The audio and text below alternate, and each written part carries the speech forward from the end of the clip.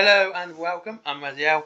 Now, I know a lot of people are getting disenfranchised with Games Workshop. I know this is happening. So I'm thinking we'll start a brand new series every Tuesday where I'm going to talk about a game which you can play for a tabletop, which, instead of Games Workshop. If you don't want to play Games Workshop games, don't stop. Don't give yourself that headache. If you're getting upset with something, move away from it. And I do refer to the tabletop as a games console. It sounds silly, but you can play a number of games on it. You don't go buying an Xbox or a PlayStation just to play the one game, do you? And same should be applied to the tabletop. You play different games. And this is where this one comes in. Wild West Exodus. And this is my favourite game. I actually prefer this game over Warhammer 40k and the Horus Heresy, because it's cowboys and Indians with aliens. And I'm not joking. That is basically the best summation of this. And it's kind of cool. And I'm going to go through it and why I think it's so cool and why you should play it. This isn't a review. This is just me talking about something I really love.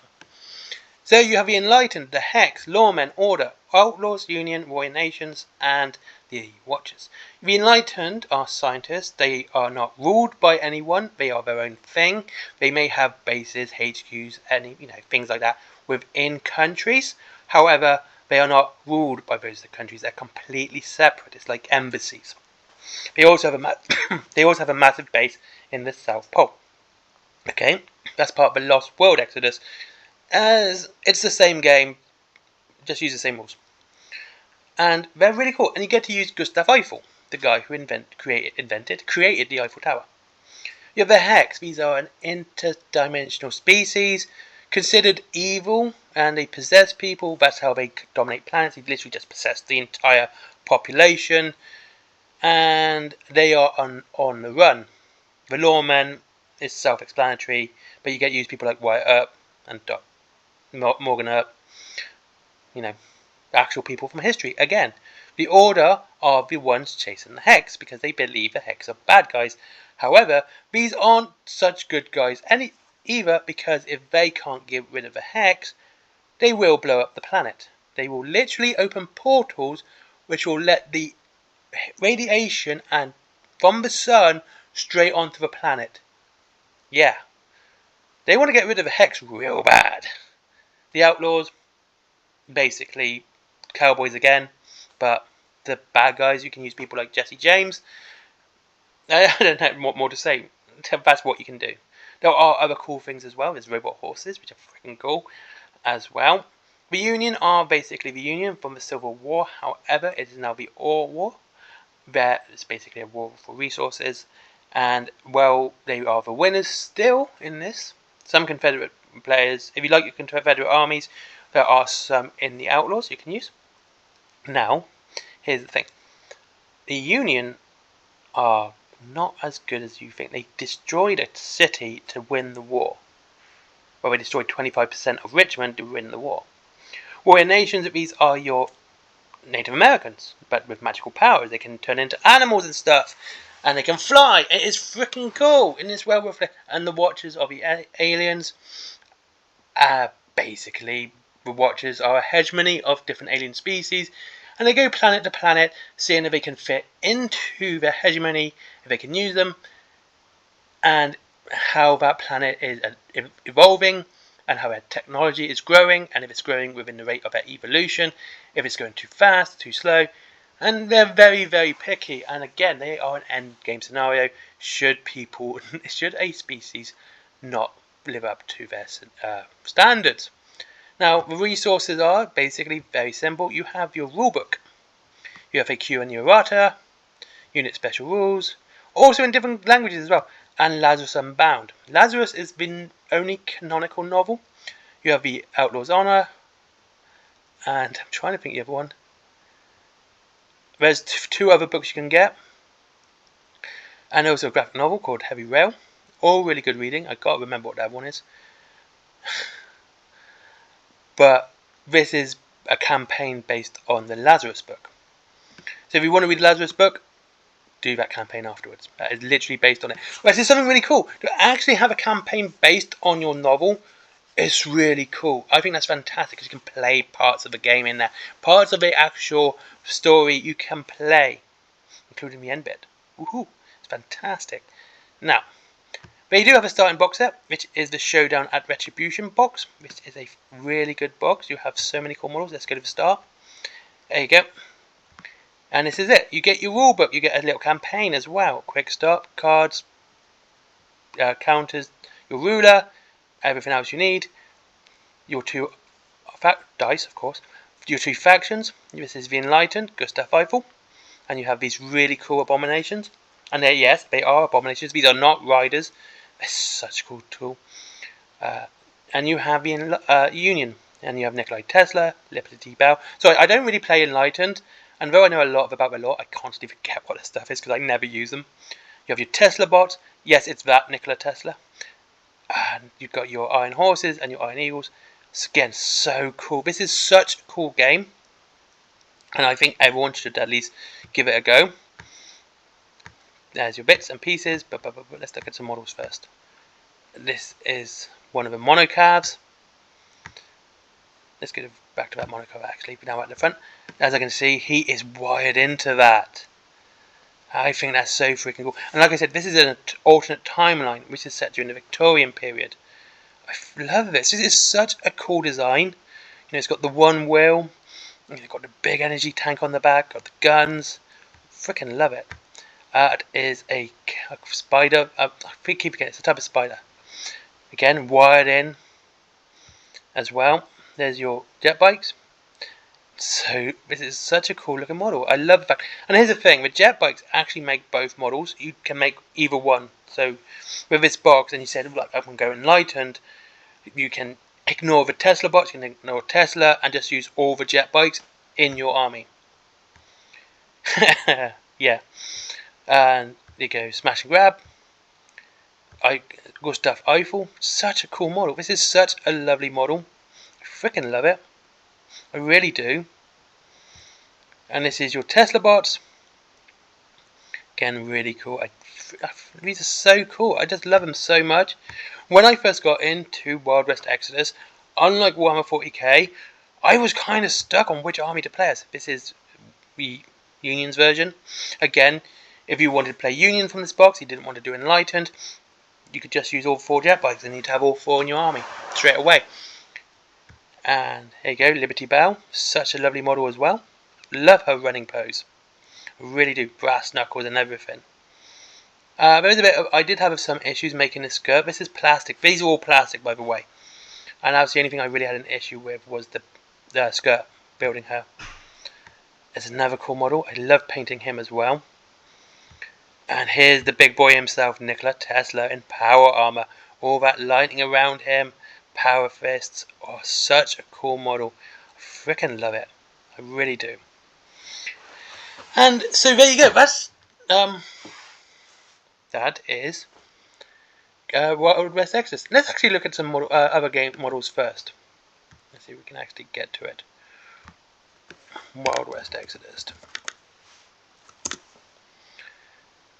Actually, what did I do that for? I'm stupid. Just go there. There we go. Wild West Exodus. There's the book by Sarah Caldwell, Lazarus, £9. Fantastic book, well worth reading. And these are the armies. These are some boxes. Let's pick up one. One I actually like. Strider Cav. What? I kept saying Spider Cav. Strider Cav. I need to learn to read. Yatsia Kozuskiel. And there she is. Such a cool. There's her. And this is her model. Such a cool model. Look at that track bike. This is I believe this one's a resin kit. I love her just sitting there with her thing. With her pike there. Such a nice looking model. I love the dents in this. As you probably noticed, that says Lost World Exodus, not Wild West Exodus. They're the same thing. Lost World Exodus was going to be like an expansion to it, which never kind of played out. But you can use it in Wild West Exodus, and you do get the rules. Let's see your posses. And as you can see, it all says posse set. This is basically your gang. Like Necromunda, it's a skirmish game, but you can expand it into a bigger tabletop game, like Warhammer 40k. but it is basically a skirmish game, and that's all you need. Just one of those posse sets, that's all you're going to need. Which is one thing I think is fantastic. Like, the posse sets are about 40 quid. And that's because they always include named characters. These are just boxes of named characters. You're getting 6, like I said, special characters in a box. You know, these would be your leaders, your boss characters, your face characters. But when it comes to you wanting to build a bigger army, the price suddenly drops. Let's have a look. You got a Union one there. So we can find another Union box. Actually, we'll go to the top here. God, I just love looking at these models. Running the move. This is a fantastic model too, actually. And Lighten. No, we're going to go to Union.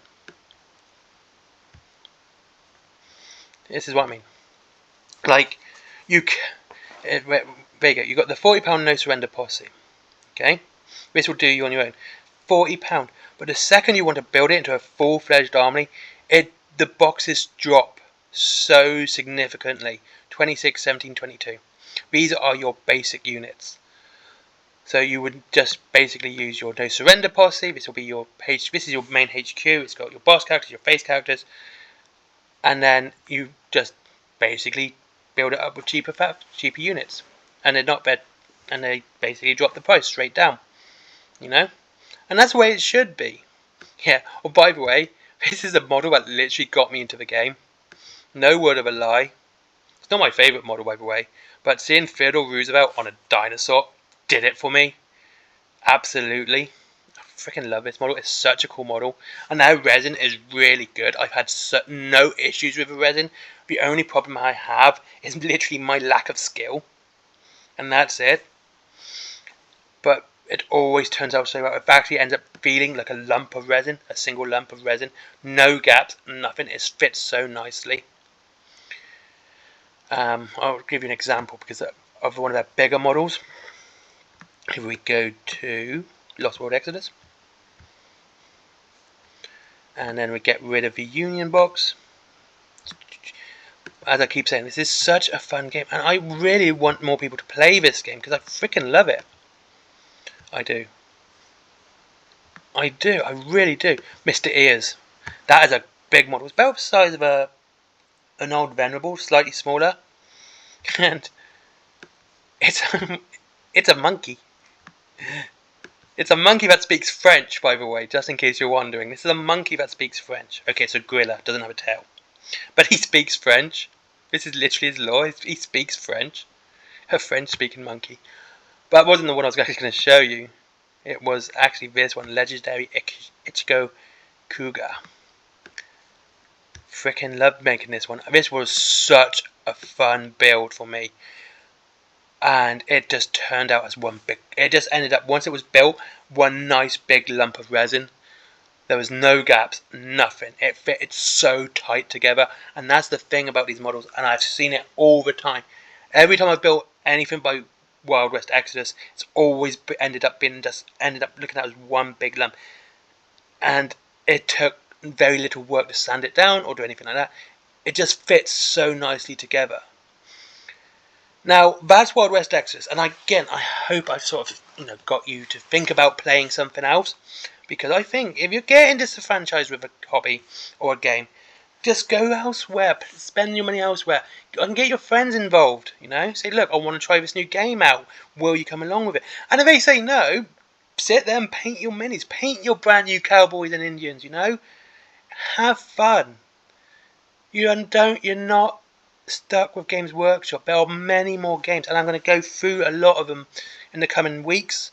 And this is going to be a constant series for me, where I'm going to just talk about a different game and why I like it. And if I haven't played it, I'll go through each of the models, and beforehand I'll look through that game, and just talk about whether or not I like it or not, or whether or not I'll give it a go. But I will tell you whether or not I've played it. I won't go, oh my god, this game's so great, Like, this game's fantastic. It's got one of the best rule systems I've seen in a game. It also isn't full army gameplay. It's unit by unit. So even when you're playing a big game where you're using many Tesla bots and many smaller, cheaper units, and you're actually building an army, you still got to go one-on-one. You know, like I move Ichigo, okay, and then they move Gustav Eiffel, and I'll move some Warrior Nations. Like that's fantastic because it speeds up the game and it adds to the level of immersion. We're not just sitting there going twiddling your thumbs. Yeah, give Wild West Exodus a go. It's well worth you playing. It's fantastic. It's fun, and you just need a posse box. The rules are free. The actual rules for your faction are free. How to play your faction is free. It's all you need is your dice, and you can go. You can play without cards. I kind of play without cards with my daughter, but yeah. Thank you very much for watching. I hope you enjoyed this video. If you want to get Wild West Exodus, go to Wayland Games. They are the ones who make it, by the way. So that £94 which you saw for a brand new box set for 2 full armies, yeah, that's not a discounted price. That's the full price. You can get discounted at other places if you want, but it's free delivery after. It's still free delivery after £20. And I honestly support other games. Forbidden Planet as well for comics, DVDs, manga, etc., etc. My merchandise, t-shirts, and my comics, and Skyforge as well. As always, I don't get paid for Skyforge. Give those guys a click and give them a bit of love. Bye bye.